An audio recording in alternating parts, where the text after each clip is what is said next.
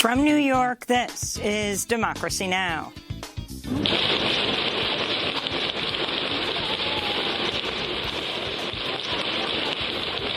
At least 5 people are dead in Beirut after snipers opened fire on a protest. The violence comes as Lebanon faces a devastating economic crisis. Over the weekend, Lebanon fell into darkness for 24 hours after the nation's electric grid collapsed. We'll go to Beirut for the latest. Plus, we look at the ongoing probes into Donald Trump's attempts to overturn the 2020 election. The House January 6th committee has subpoenaed former Justice Department official Jeffrey Clark days after the Senate revealed Trump directly asked the DOJ 9 times for help to overturn the election. This president, former President Donald Trump, would have shredded the Constitution to keep his office in the presidency. And we look at how an Afghan interpreter who helped rescue Joe Biden in 2008 has finally escaped from Afghanistan with his family. All that and more coming up. Welcome to Democracy Now!, democracynow.org, the War and Peace Report. I'm Amy Goodman. President Biden's announced plans to keep the Port of Los Angeles open around the clock in order to battle a global supply chain crisis that's idled container ships off the coast, driving up prices on food, fuel, and consumer goods. The move will double the number of hours the port will remain open to relieve unprecedented supply chain bottlenecks. This is across-the-board commitment to going to 24/7. This is a big first step in speeding up the movement of materials and goods through our supply chain. But now we need the rest of the private sector chain to step up as well. The Labor Department reported Wednesday the Consumer Price Index rose by 5.4% in September compared to 1 year prior, partly driven by supply chain problems caused by the pandemic. To keep pace with inflation, the Social Security Administration said Wednesday it would boost benefits by nearly 6% next year. The World Health Organization's announced a new expert panel that will investigate the origins of the COVID-19 pandemic. The advisory body will include 26 scientists from around the world, including 1 expert from the U.S. and 1 from China. WHO Director General Tedros Adhanom Ghebreyesus said the panel will also investigate the origins of future outbreaks. The emergence of new viruses with the potential to spark epidemics and pandemics is a fact of nature. And while SARS-CoV-2 is the latest such virus, it will not be the last. In South Africa, protesters gathered outside the embassies of the United States and several European countries, demanding they break a stalemate at the World Trade Organization and suspend patent rights on COVID vaccines. The so-called TRIPS waiver was first proposed by India and South Africa over a year ago and is primarily opposed by the UK, Germany, and Switzerland. The group MSF, Médecins Sans Frontières, or Doctors Without Borders, which joined the protests, says a handful of European governments with strong ties to pharmaceutical corporations are choosing to put shareholder interests above the lives of people across the globe. MSF added, quote, the U.S. made a big, bold decision to support this groundbreaking TRIPS waiver, but is now largely absent from the global effort to make it a reality, unquote. Meanwhile, a dozen Democratic U.S. lawmakers are calling on the Biden administration to share Moderna's COVID vaccine technology with other countries to expand global vaccine production. The lawmakers note that a contract between Moderna and the federal government grants the U.S. unlimited rights to vaccine data, including all key information needed to produce Moderna's vaccine. The lawmakers add, quote, despite receiving huge sums of public funding from American taxpayers, Moderna has refused calls to share its technology, including from the U.S. government, unquote. The United States reported nearly 1,900 new COVID-19 deaths Wednesday. More than 62,000 people remain hospitalized with the disease. In Florida, the Department of Health has levied a $3.5 million fine on Leon County after officials there required employees to show proof of vaccination. Several other county governments, school districts, and businesses are under scrutiny for defying a ban on vaccine mandates imposed by Republican Governor Ron DeSantis. This comes as a new study by the Kaiser Family Foundation finds the U.S. could have prevented 90,000 deaths over the last 4 months if more adults had been vaccinated.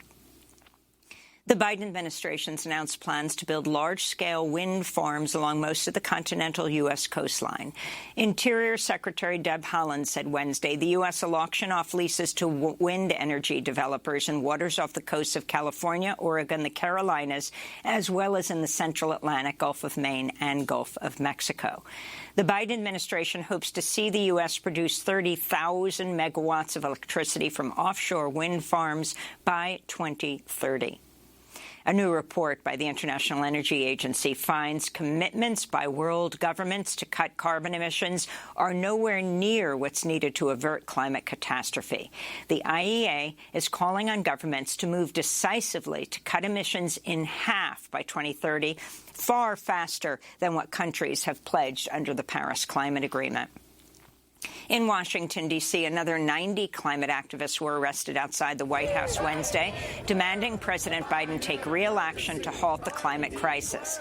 This is Anthony Lorenzo Green, a Washington, D.C. community organizer and city council candidate.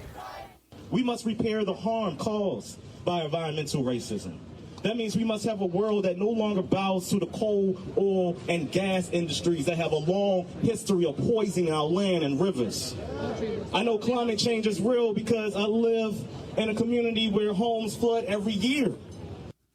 Texas's Republican-controlled House of Representatives has approved a heavily gerrymandered redistricting map that severely diminishes the voting power of Black and Latinx communities while giving a disproportionate share of power to white voters. Final passage came at around 3:30 a.m. local time in Austin, capping 14 hours of debate. Mother Jones reporter Ari Berman tweeted in response, quote, "Democracy is quite literally dying in the dark." The conservative-led U.S. Supreme Court appeared in favor of reinstating the death penalty for Boston Marathon bomber Dzhokhar Tsarnaev after hearing arguments in the case Wednesday. A federal appeals court overturned the execution last year, but Biden's Justice Department is arguing to bring back his death sentence. Conservative Justice Amy Coney Barrett questioned the motivations of the federal government during the hearing. I'm wondering what the government's end game is here. So the government has declared a moratorium on executions, but you're here defending his death sentences. And if you win, presumably that means that he is relegated to living under the threat of a death sentence that the government doesn't plan to carry out. During the 2020 presidential campaign, Joe Biden pledged to work toward eliminating federal capital punishment. In Lebanon, heavy gunfights are ongoing and some of the worst violence Beirut has seen in a decade. Earlier today, at least 5 people were killed, multiple others injured, after gunfire erupted during a Hezbollah-led protest calling for the removal of Judge Tarek Bitar from the investigation into last August's devastating blast at the port of Beirut. The explosion killed more than 200 people. Critics accused the judge of bias. It's unclear who fired the shots at the protesters after headlines will go to Beirut for the latest. In the Czech Republic, voters have defeated strongman populist Prime Minister Andrej Babiš in weekend elections after opposition parties formed alliances that received a majority of parliamentary seats. The scandal-ridden billionaire Babiš has attacked refugees and more recently appeared in the Pandora Papers, which exposed the covert financial dealings of politicians and other global elites. In Norway, a 37-year-old Danish man used a bow and arrow to attack people in a small town west of Oslo Wednesday, killing 5 people and wounding 2 others. Police described the suspect as a Muslim convert who'd previously been flagged for radicalization, but authorities say the motivation for the attack is still unknown, that he's thought to have acted alone. Wednesday's attack prompted police across Norway to carry firearms. Norwegian police are usually unarmed. It was Norway's worst attack since a far-right white supremacists killed 77 people a decade ago. Over 10,000 workers at John Deere farm equipment plants across the Midwest United States went on strike at midnight to fight for fair wages, pension benefits for all workers, and good working conditions. Members of the United Auto Workers overwhelmingly rejected a proposed contract and say they'll continue bargaining with the company until all their demands are met. In other labor news, tens of thousands of Kaiser Permanente employees in California and Oregon have voted to authorize a strike amid stalled contract contract negotiations over pay and working conditions. Health workers say the pandemic had led to mental health concerns and severe staff shortages. This comes as some 60,000 film and TV workers with the International Alliance of Theatrical Stage Employees, or IATSE, could go on strike starting Monday if no deal is reached in the coming days to address the industry's low wages and overworking of crews. This is Liz Schuler, president of the AFL-CIO, of which IATSE is a member union. We're fighting for the weekend, as I said earlier. I mean, it's 2021, and these people are working overtime. They're, answering the call, and yet the companies now who are making pretty tidy profits suddenly can't pay overtime. Yeah. And suddenly you can't have a meal break. Right. And you're ending your shift on a Friday night and are being called back Saturday morning with less than 8 hours of time in between.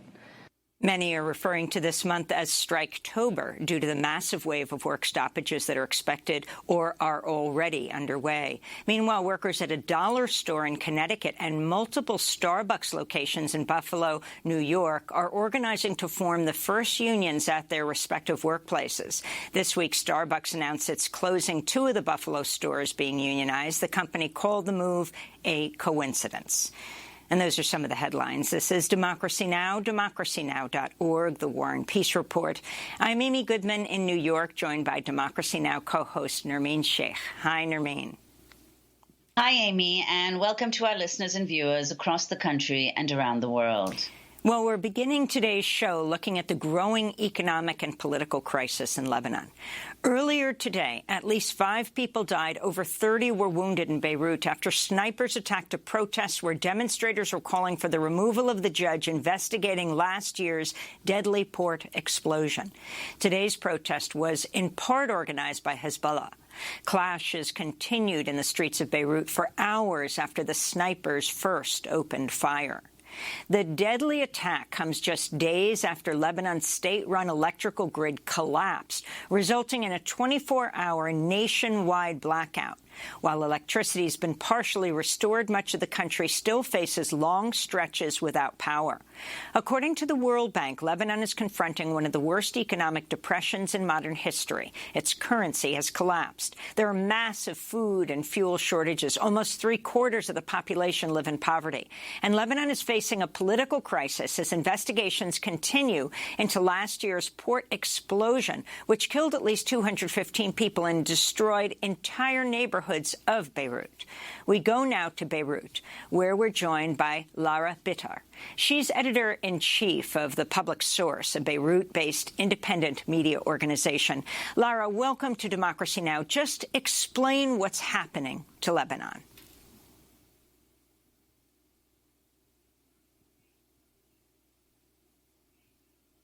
This morning that are ongoing. There's a short lull right now. Residents are being evacuated from their homes, so are children from their school.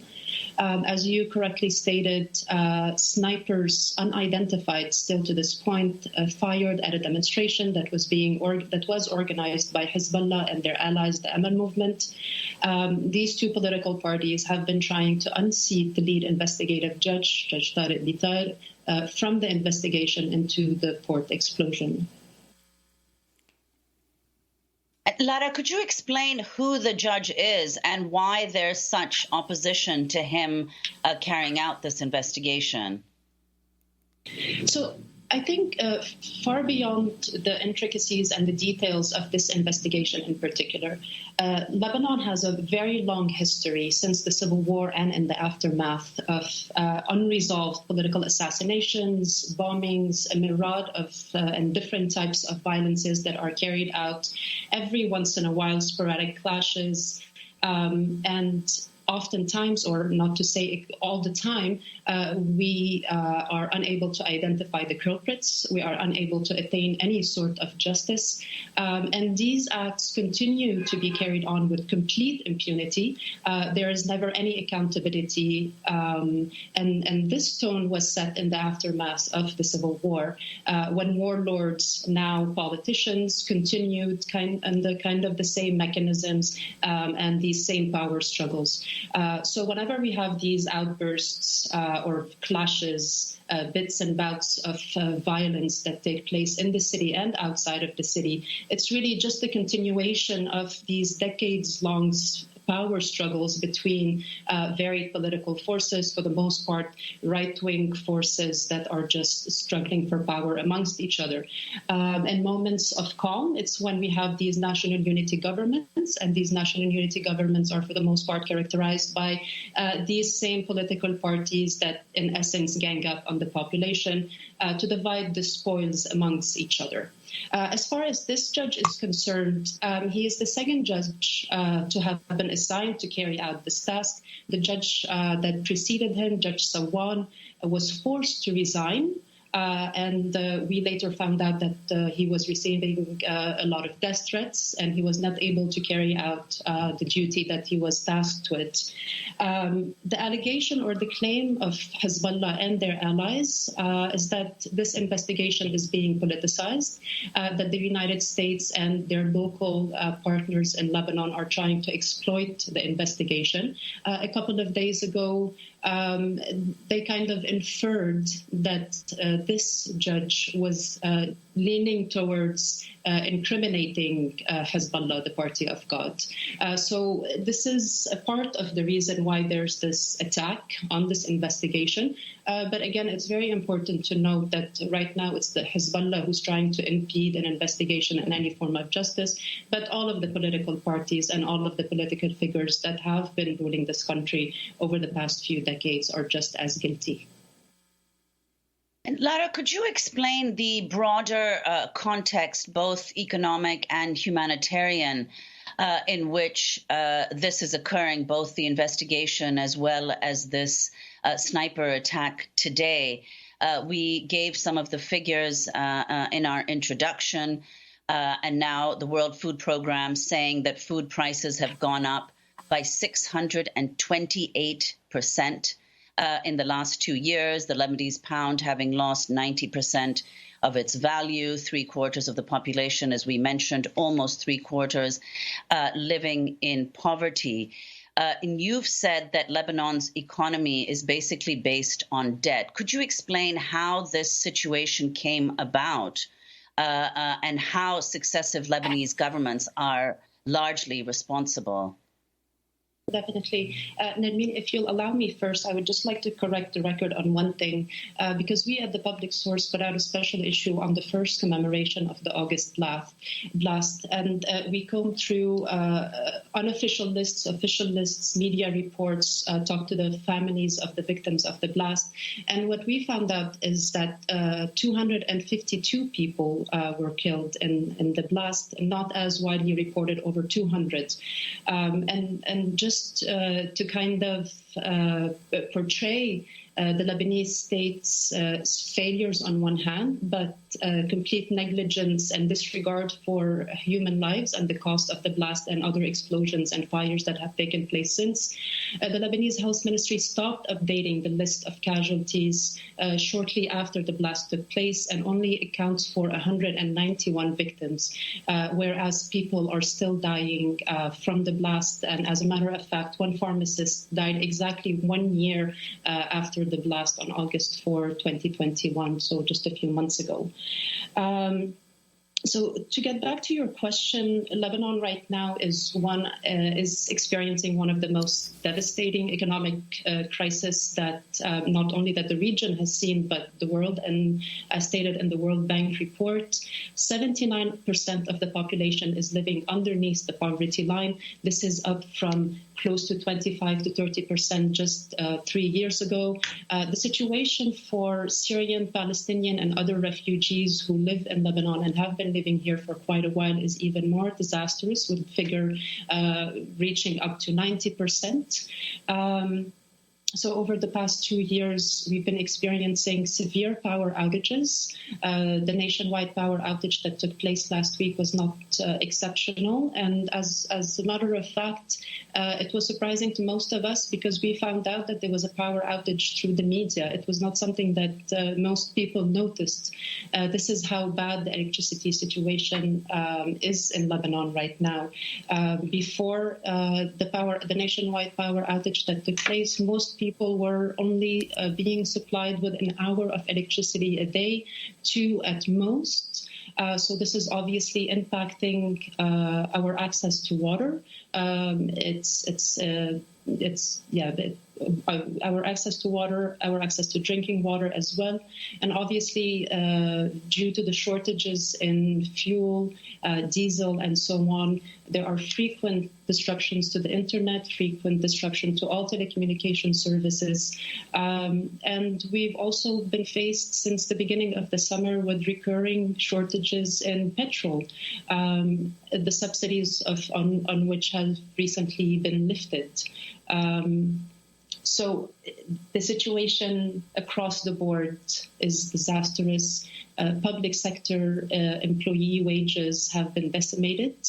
The education provided by public schools and the only public university, the Lebanese university, is at risk. It's not clear yet if there's going to be another school year. And pretty much access to any basic services, commodities, basic goods is extremely difficult for the vast majority of the population. Can you respond to the World Bank saying Lebanon is in one of the worst economic collapses in the last 150 years? A bit further explain. So let me answer that question by talking about the formation of the most recent government spearheaded by billionaire Prime Minister Najib Mikati. Najib Mikati is basically tasked with doing one thing, in my opinion, which is, obviously to resume negotiations with the IMF. Going back to the earlier question about the economy of Lebanon being based on debt, what led us to this situation today is exactly this economy that is non-productive in any shape or form, that is reliant almost exclusively on remittances from abroad, that is also reliant to a certain extent on the service industry. But for the most part, the economy of Lebanon is non-productive at all. So over the past 30 years, it has been dependent almost exclusively on these loans from the IMF, from the World Bank, from the international community in general. And this is really what got us into this disastrous situation to begin with. So going back to Prime Minister Najib Mikati, he's tasked with resuming these negotiations with the IMF, with further indebting the country and the population for generations to come. And the World Bank really and the IMF and the international community at large has a lot of responsibility in what's happening with Lebanon. And in my opinion, the eventual bailout that will happen, which is really a bailout of the banks, similar to what happened in the United States in 2008 after the financial crisis there. We are hearing a lot of talk about selling off what remains of state assets, of further decimating the public sector, of basically killing off what remains of this country and eliminating any possibility for, on one hand, political change, economic change, and on the other, social change. And again, I must emphasize that the international community holds a huge responsibility in constantly allowing the political class to reproduce itself, of throwing it a lifeline, whatever it is in crisis, and of preventing really the will of the people to be assumed. Can you talk about the role right now of COVID and how it's affecting the population, and also the victims of the Beirut port blast holding a sit-in at the Palace of Justice? So the families of the victims and people who were injured, almost 10,000 people were injured, over 1,000 permanently disabled or maimed. They have not been receiving any kind of help from the Ministry of Health or anybody else. They've been left to fend off on their own because of the depreciation of the Lebanese pound by over 90%. They are unable to pay for their surgeries. They are unable to pay for their medication. And even medication, the most basic, are missing, and there are severe shortages. What this economic crisis has created is a two-tiered society. Lebanon has always been a vastly unequal country, but the economic crisis has allowed a small minority of people to exploit the crisis and make vast amounts of money. One of the ways in which they've done that is through the subsidies program that was mismanaged, that was exploited and abused by a certain class of people. And this has happened, of course, at the expense of the majority of the population that is continuously sinking deeper into poverty. The minimum wage right now is less than $40 per month.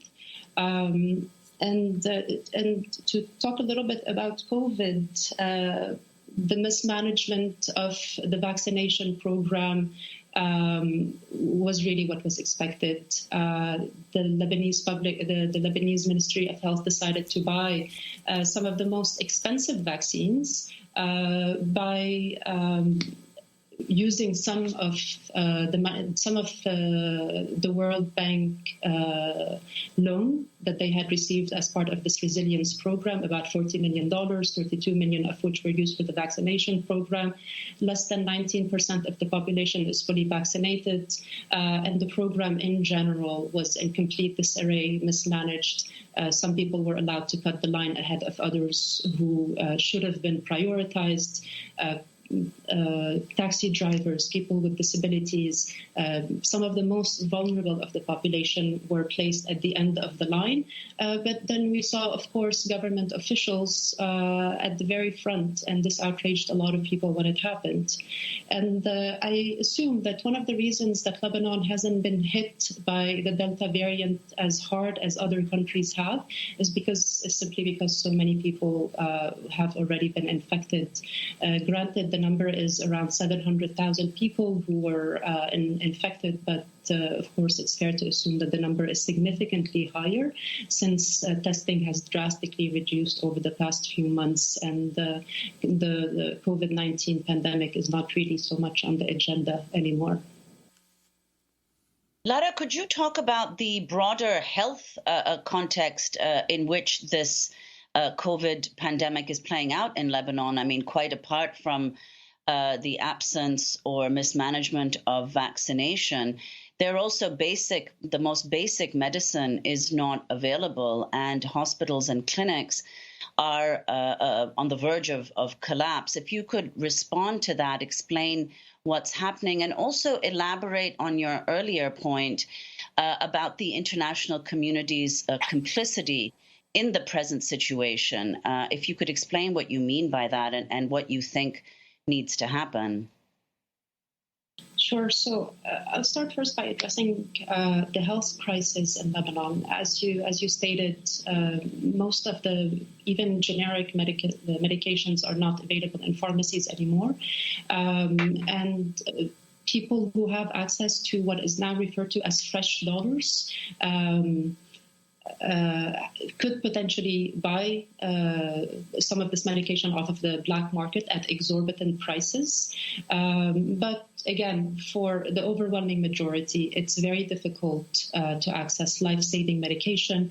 A few weeks ago, cancer patients held a sit-in because they have been prevented from continuing their treatment for quite a while. They haven't been able to access the medication that they need.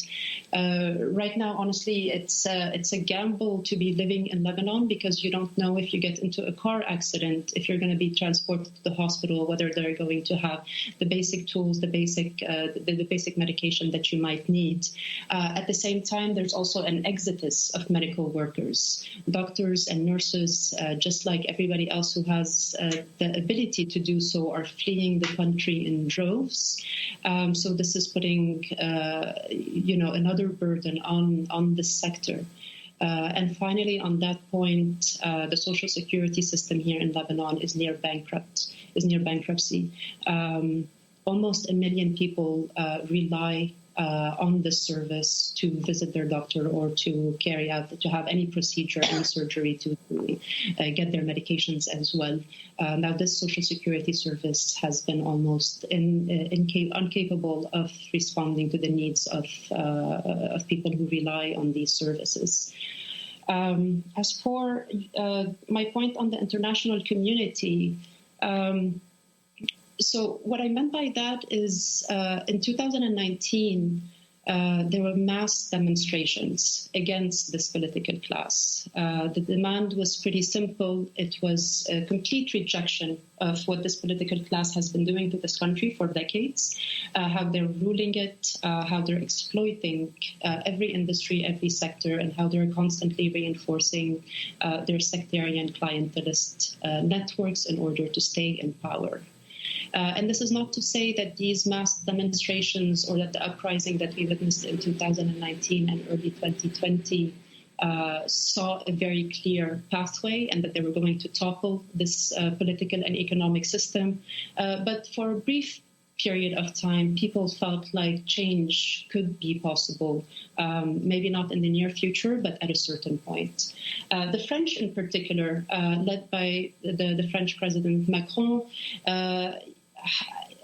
who had this initiative, who was really playing hero in the aftermath of the explosion, and was constantly coming to Beirut and making statements, promised kind of that no aid would be given to the Lebanese government without reforms. Now, we all know what reforms mean. Reforms mean further privatization.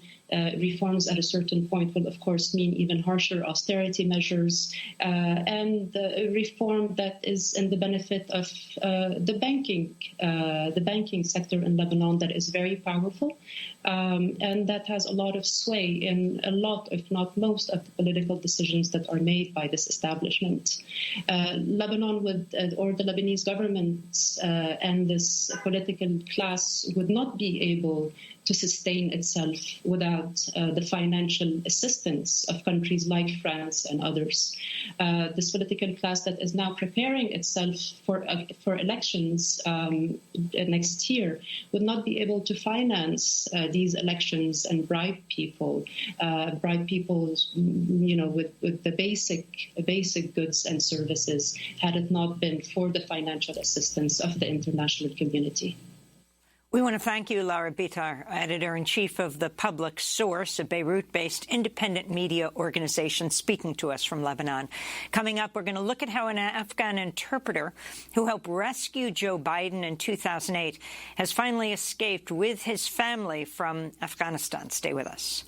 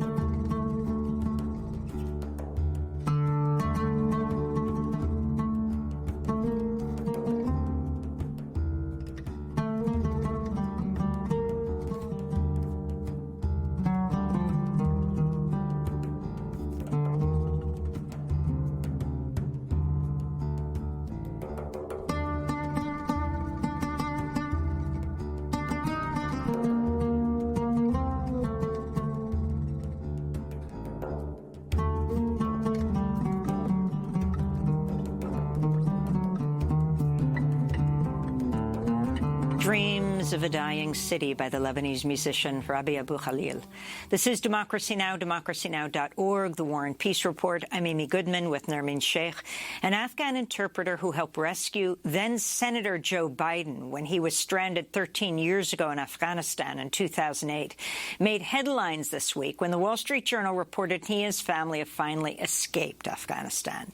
Tens of thousands of people were evacuated by the United States and its allies between the Taliban takeover and the end of official evacuation efforts on August 30th. Many were left behind, including those who'd worked for the U.S. government and military. A day after the U.S. evacuations ended, Aman Khalili, who worked as an interpreter with the U.S. Army, made a public plea to Biden in the Wall Street Journal. "Save me and my family," he said. Just before we went to air today, Khalili described to Democracy Now! His journey out of the country with his family. So this is Aman Khalil. Khalili, I am talking with you from Doha, Qatar. And we start our travel from Afghanistan. It took us 144 hours driving non-stop to reach in Islamabad. There was a guy contacted me in the city of Kabul, and he drove me from my house to a safe house. I was in the safe house for 15 days. Then after 15 days, he called me, "Please be ready, we are going to move you up to north of Afghanistan." So we come back from north by another team to Helmand province. We start our travel from Helmand to the border of Pakistan. We had a point of contact there. We reached into the house. There was a desert. There was no bushes, no human, no animals. It was a sand. There was another team. They helped me and my family, and we took us to another one, start our travel to Islamabad. It took 14 hours drive by high speed, and there was a lot of checkpoints. That's Aman Khalili speaking from Doha, Qatar, where he and his family are now after their long trip out of Afghanistan. For more on how it happened and the latest on others trying to escape, we're joined by the Wall Street Journal reporter Diane Nissenbaum. He broke the story. Afghan interpreter who helped rescue Joe Biden in 2008 escapes Afghanistan. Thanks so much for joining us from Brussels. Can you start off by just laying out the whole journey and what took place, and exactly who he was working for at the time? Sure. Aman worked for a contractor that provided interpreters to the U.S. military. He joined right after the U.S. toppled the government in 2001, worked for the U.S. military in a variety of capacities for many years, and in 2008 he was working with the Arizona National Guard unit that was part of the rescue to save Joe Biden, Chuck Hagel, and John Kerry, who were on this fact-finding mission. He was left behind. As you know, there were tens of thousands of people like Aman who were trying to get out. This Army National Guard unit contacted me in the waning days of the evacuation and said, Aman's being left behind. He was part of this special mission, and he made that emotional appeal to the president, which in fact led to the officials in the White House and Jen Psaki, the White House spokesperson, saying, "We will get you out. We will honor your commitment." But in fact, the U.S. government was fairly limited in its ability to get him out after they withdrew their forces, and so the effort to get him out fell to this mishmash of private groups that have been working in the past few weeks to get people like Aman out. And so everybody from Eric Prince, the founder of Blackwater, the notorious founder of Blackwater, whom you know well, Glenn Beck, the conservative commentator who was flying Christians out and other at-risk people, they both stepped up. They tried to help. Eric Prince offered to carry out a clandestine evacuation to get him out of the country, to fly him out. Glenn Beck worked for a couple of weeks to try and get him on a charter. But the problem was that the Taliban weren't allowing people out, Afghans out that didn't have passports, and most of Aman's family didn't have that. So eventually, Aman and the Arizona National Guard folks that were helping him turned to an Afghan-American interpreter who also worked in the military, who has been quietly getting people out across the border by land through these routes through Helmand, and it was a very risky effort. It took many days. It took weeks for them to work out this effort, and what it shows is how difficult it is for people like Aman, who have the White House at their back, to get out right now when the Taliban are posing so many restrictions.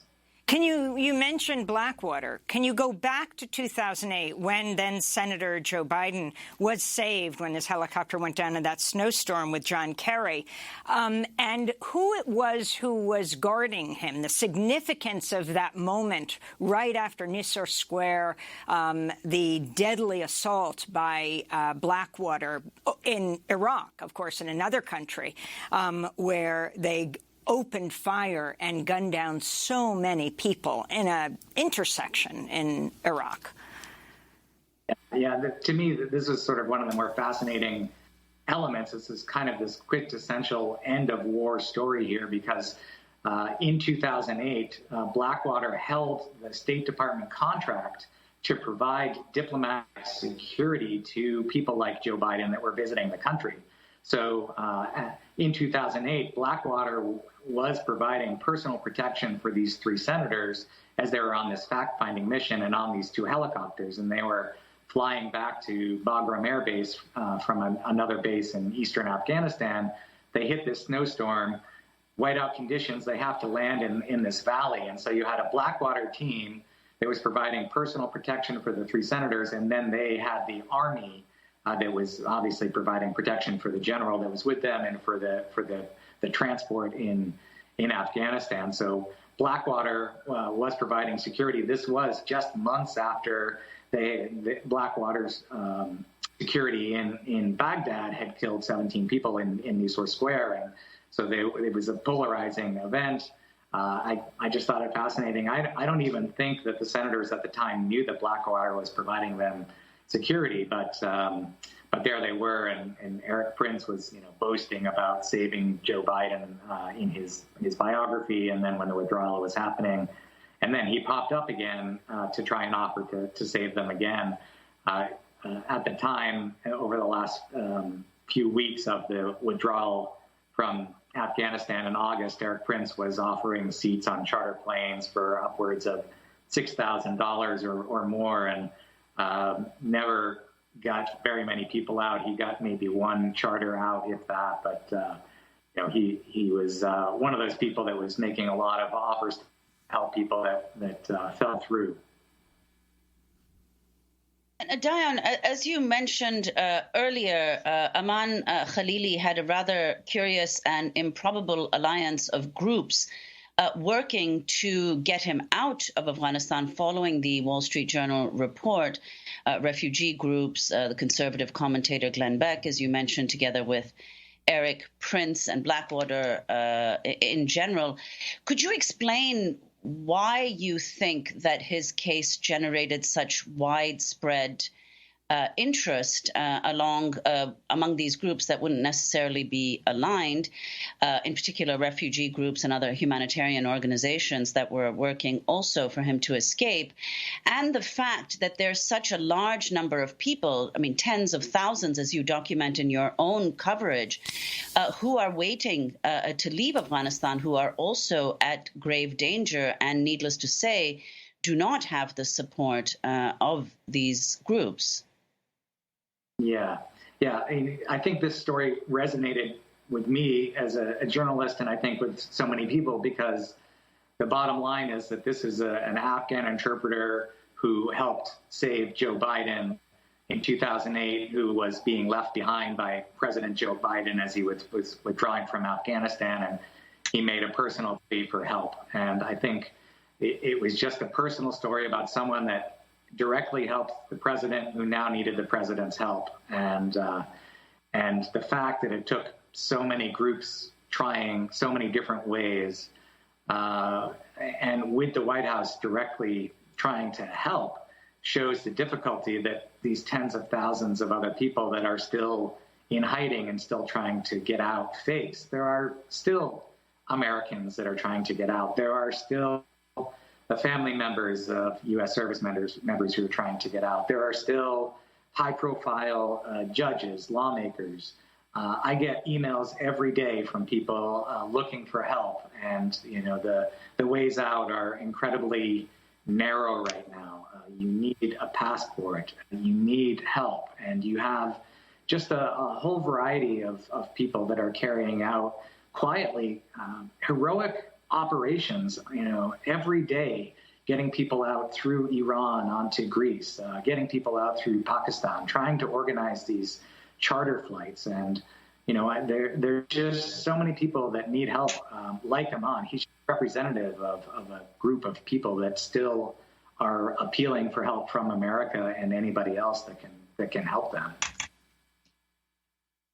I was wondering if you could comment on The Intercept, which recently published a piece titled "The CIA's Afghan Proxies Accused of War Crimes Will Get a Fresh Start in the U.S." Andrew Quilty and Matthew Cole write, quote, "The CIA prioritized the evacuation of 0 unit members from Afghanistan, flying out as many as 7,000 of the former commandos and their relatives, even as thousands of vulnerable former U.S. government and military employees, human rights activists and aid workers were left behind.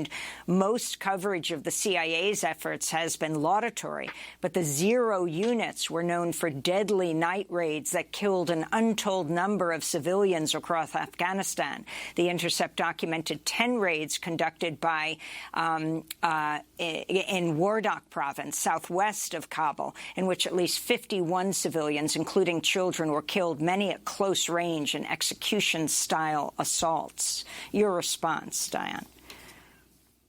Yeah, certainly those CIA units have been very controversial for a long time. The intelligence agencies were running their own efforts.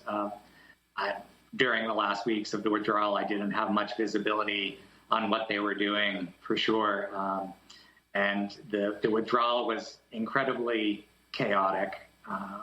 There's so much criticism of the way the U.S. government handled getting people out, and so many people have been left behind that are still deserving of getting out of the country. And I know that people are counting on the White House commitment to help them beyond what they're doing right now. The U.S. government is very limited in what it can do. I know that there are a lot of people that would like to see them do more to help those that have been left behind and to continue to honor the commitment of those that are stuck. And Diane, before we conclude, I'd like to ask about what the present political and humanitarian situation in Afghanistan is. Just last week, on Friday, there was an attack on a Shiite mosque in which several people were killed. The Islamic State claimed responsibility, and the Taliban has blamed the U.S. For the increasing presence of the Islamic State in Afghanistan. If you could comment on that, and also on the humanitarian crisis in the country. The UN has estimated 1 million children now are at the risk of starvation. Yeah, it's a difficult situation right now. I think the world is still trying to figure out when and how to directly interact with the Taliban government. The UN continues to provide support. There are so many uncertainties right now. People are watching the Taliban closely for how they are dealing with the economic situation, with treatment of women, with treatment of people that worked for the previous government and worked for the U.S. These are essentially all unanswered questions.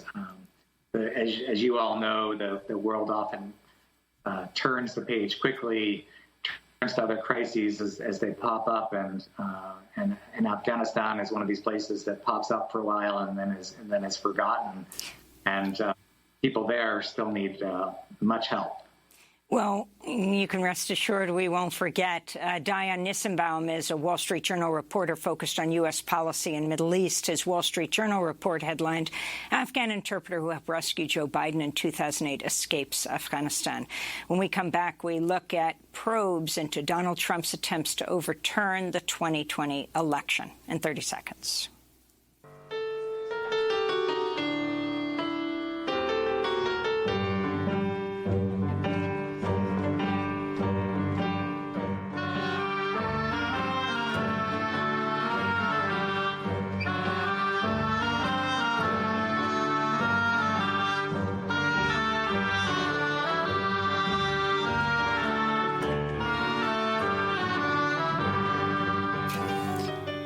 The Zora Orchestra, Afghanistan's first all-female orchestra. Members of the group, along with the Afghanistan National Institute of Music, escaped from Taliban as were taken to Qatar earlier this month. This is Democracy Now! I'm Amy Goodman with Nermeen Sheikh. The House committee investigating the January 6th insurrection subpoenaed former Justice Department official Jeffrey Clark, whom Donald Trump considered installing as Attorney General in the final weeks of his presidency because he supported subverting the election. This comes as information continues to come out about Trump's extraordinary efforts to stay in the White House after losing to Joe Biden. The Senate Judiciary Committee recently revealed Trump directly asked the Justice Department 9 times for help to overturn the election. The Senate report states Trump's efforts to use DOJ as a means to overturn the election results was part of his interrelated efforts to retain the presidency by any means necessary, unquote. One of Trump's lawyers, John Eastman, also wrote a 2-page memo detailing how Trump could essentially stage a coup by getting the electors from 7 states thrown out, preventing Biden from winning enough electoral votes. On Wednesday, former acting Attorney General Jeffrey Rosen testified in private for 8 hours before the House subcommittee investigating the January 6th insurrection. The committee's preparing to file criminal charges as soon as today if former Trump advisor Steve Bannon misses a deadline to testify and hand over documents. Bannon's been pardoned by President Trump. We're joined now by John Nichols, national affairs correspondent for The Nation. His latest article, Trump's coup attempt is far from finished. Explain why people should care right now, John Nichols, as, of course, President Trump is not president anymore. You're right. He is not president anymore, although he certainly tried to remain as president, and we're getting more and more evidence of that. People should care because there's very little doubt at this point that Donald Trump is preparing to run for president in 2024. He was in Iowa over the weekend, and you couldn't look at that rally, that event with all of the state Republican leadership and senior member of the U.S. Senate, Chuck Grassley, present, and not know that this was preparation for a presidential run in the first caucus state in the country. So that's number one. We know that Trump is going to run for president again, or at least we can make that assumption. Number two, he has taken full control of the Republican Party. It is absurd to suggest at this point that Donald Trump doesn't have top-to-bottom control of the party at the national level and, frankly, in most of the states. And so he will, if he runs, be the Republican nominee for president of the United States in 2024. And then finally, if he is the Republican nominee, even if he loses, we know from his past behavior that on election night or the next morning, he will declare that he won and the only thing that stood in his way was fraud. And because of this increasing control over the Republican Party, because of this increasing acceptance within the Republican Party at the state level of this big lie approach, we really are looking at the prospect that Trump will seek to implement exactly the strategy that he was trying to implement before January 6th, again in 2024. John Nichols, you've argued that, of course, Trump was impeached, but he should have been convicted. If he had been convicted, of course, he would have been prevented from running for another term. But could he have been convicted? Well, this is a very interesting question, because as all of this new information comes out, Nermeen, what we're starting to see is that the House of Representatives and the U.S. Senate did not have all of the evidence about Donald Trump's wrongdoing. What we now know is that he abused his position in ways that are jaw-dropping. The pressure that he put on the Department of Justice, the clear strategy that he had developed to get the Department of Justice to say that it was investigating fraud, and then to use that statement to get state legislatures that are under Republican control to send alternative slates of electors, was clearly part of an overall plan to upend the election results and to retain the presidency. That might, I'd say might, have had an impact on at least some Republican senators and might have led to a conviction. But you didn't get the conviction. What you got instead was 57 senators, the largest number in history, voting to convict a president who had, or former president at that point, who had committed high crimes and misdemeanors. Now the question is, can we do anything going forward? I want to turn to Donald Trump speaking on the John Solomon Reports podcast earlier this month. The insurrection took place on November 3rd. That was the insurrection, when they rigged the election. The big insurrection, the real insurrection, really the crime of the century, that took place on November 3rd, and not on January 6th. The real insurrection was Election Day. John Nichols, the significance of this and the point that the voting rights attorney Mark Elias makes, that there are so many voter suppression laws that are passing around the country right now to make it extremely difficult, particularly for Black, Latinx populations to vote, that it will make it more possible that there will be charges of fraud when someone makes a mistake because they're voting the same way they voted for years and suddenly they're wrong. There is simply no question, Amy. That's exactly what's going on. Donald Trump is promoting a big lie. And there's a lot of folks who are saying, well, yeah, he's the former president. He's been called out as a liar. We know that. We know that. But the fact is, he's succeeding in state after state after state. Republican officials, many of whom in the past stood up to him, or at least didn't go along with him on everything, are falling into line. They are supporting these bogus audits.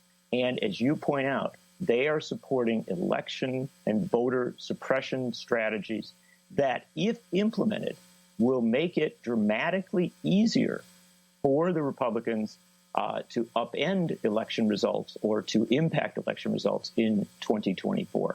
This is a big deal, and people have to refocus on the whole of this story, refocus on Donald Trump's clear sedition, his efforts to overturn an election result, and refocus on how to, A, avert the voter suppression strategies, and that's something that Congress can do by endorsing the For the People Act and the John Lewis Voting Rights Advancement Act, but also to hold Trump to account. It is absurd to suggest, as we learn more and more about Donald Trump's personal engagement in dramatic abuses of office, that Congress does not revisit these issues, and frankly, that state officials do not revisit these issues as well. We just have 30 seconds. The John Eastman memo, the significance of it? It lays out the strategy that was being examined in 2020, and it tells us what will be done in 2024 if action is not taken to hold Donald Trump to account and to avert voter suppression. We want to thank you, John Nichols. There's much more to talk about with you. We'll have you back on, the nation's national affairs correspondent, and we'll link to your piece at democracynow.org. And we end today's show. We send condolences to our producer, John Hamilton, on the death of his father, William Billy Selden Hamilton, a professor of Slavic languages and linguistics, spent nearly 3 decades as assistant dean of the college at Wake Forest University. Also a longtime bluegrass musician, was affectionately known as banjo. And that does it for our show. Democracy Now! Is currently accepting applications for 2 positions, a Director of Finance Administration and a Human Resources Manager. Learn more and apply at democracynow.org. Democracy Now! Produced with Renee Phelps, Mike Burke, Dina Guzdor, Messiah Rhodes, Maria Tarasena, Tammy Warren, Tarina Nadura, Sam Alcoff, Tim Maria Studio, John Hamilton, Rabbi Karen, Honey Masood, and Adriana Contreras. Our General Manager is Julie Crosby. Special thanks to Becca Staley, Marion Barnard. I'm Amy Goodman with Nermeen Sheikh. Stay safe, wear a mask, save lives.